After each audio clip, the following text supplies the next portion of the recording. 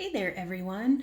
I just got finished teaching a workshop and now I'm trying to patch up my makeup really quickly to go to a show here in about an hour. And I thought this would be a great time for a teacher tip that I wanted to share with you. So come along with me while I put on makeup.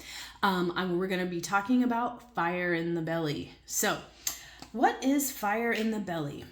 Should it be something that you can cultivate? Is it something that you have already or you want to have? Let's talk about it.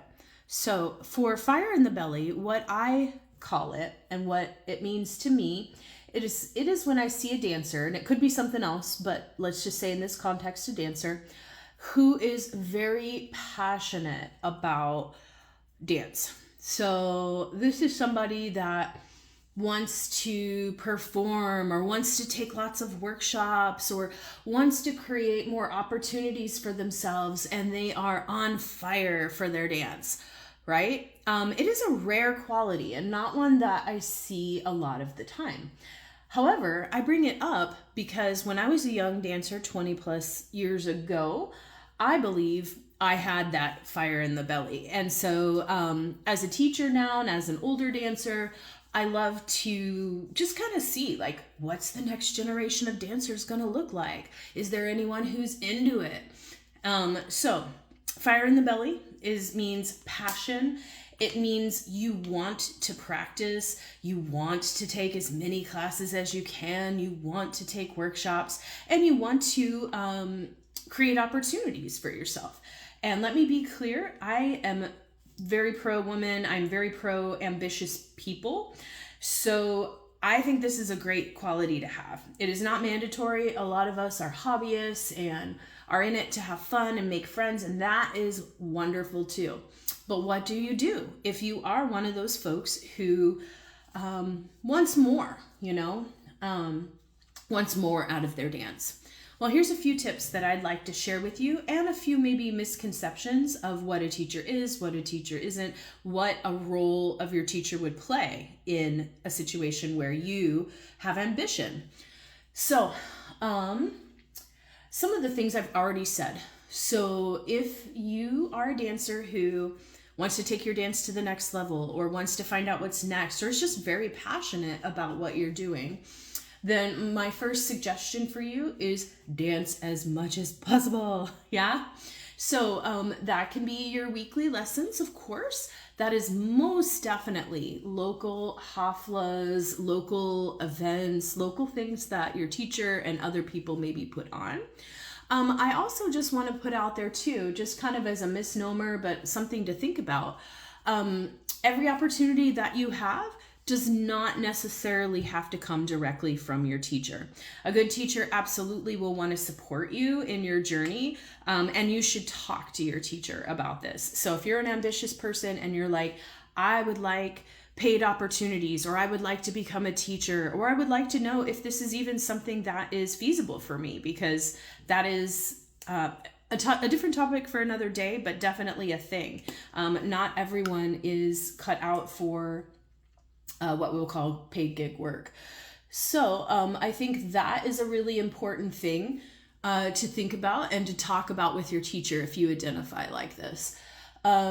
So look at this, I'm trying contouring. What? So yes, I think it's really important to practice, talk with your teacher if you have ambition, and get a little bit more information about what this kind of entails, and be realistic. Sometimes we may want a thing, but maybe we won't be ideal for a particular scenario, or, you have to kind of approach things with a grain of salt, because sometimes, especially in paid work, what someone wants might not everyone may fit the bill, if that makes sense. Another topic for another day, but just know that talking to your teacher is a really big start in that direction. Also, I think it's really important, in addition to workshops, in addition to practice, in addition to all of those things, listen to the music, watch a lot of other dancers. Something that makes me kind of sad that I don't see as much anymore is dancers watching other dancers, right?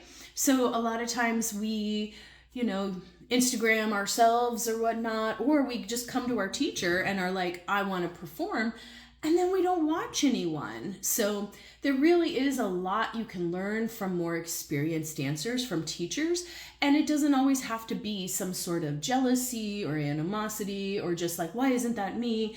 You can learn so much from watching other dancers. You can learn about some of the different aspects of raksharki or different belly dance techniques.